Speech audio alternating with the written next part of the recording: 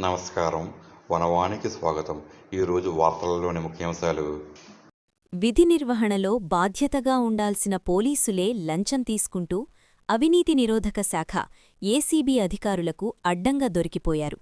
పోలవరం జిల్లా గంగవరం పోలీస్ స్టేషన్లో గురువారం రాత్రి ఈ ఘటన చోటు చేసుకుంది.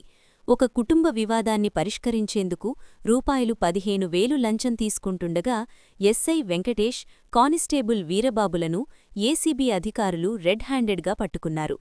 వివరాల్లోకి వెళ్లితే గంగవరం మండలంలోని నెల్లిపూడి గ్రామంలో ఒక కుటుంబానికి సంబంధించిన గొడవ విషయంలో బాధితులు పోలీస్ స్టేషన్ను ఆశ్రయించారు. అయితే ఈ కేసును పరిష్కరించేందుకు ఎస్ఐ వెంకటేష్, కానిస్టేబుల్ వీరబాబులు వారి నుంచి డబ్బులు డిమాండ్ చేశారు. దీంతో బాధితులు ఏసీబీ అధికారులను సంప్రదించారు.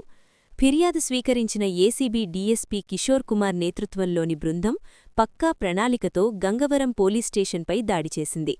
బాధితుల నుంచి ఎస్ఐ, కానిస్టేబుల్ రూపాయలు 15,000 లంచం తీసుకుంటుండగా వారిని అదుపులోకి తీసుకున్నారు. లంచం డబ్బును స్వాధీనం చేసుకుని ఇద్దరినీ అరెస్టు చేసినట్లు డీఎస్పీ కిషోర్ కుమార్ మీడియాకు తెలిపారు. ఈ ఘటన స్థానికంగా తీవ్ర కలకలం రేపింది. రక్షక భటులే భక్షకులుగా మారడంపై ప్రజల నుంచి తీవ్ర విమర్శలు వ్యక్తమవుతున్నాయి. నిందితులను కోర్టులో హాజరుపరచనున్నట్లు, కేసుపై పూర్తిస్థాయిలో దర్యాప్తు జరుపుతున్నట్లు ఏసీబీ అధికారులు వెల్లడించారు. ఈ సంఘటనకు సంబంధించిన మరిన్ని వివరాలు తెలియాల్సి ఉంది.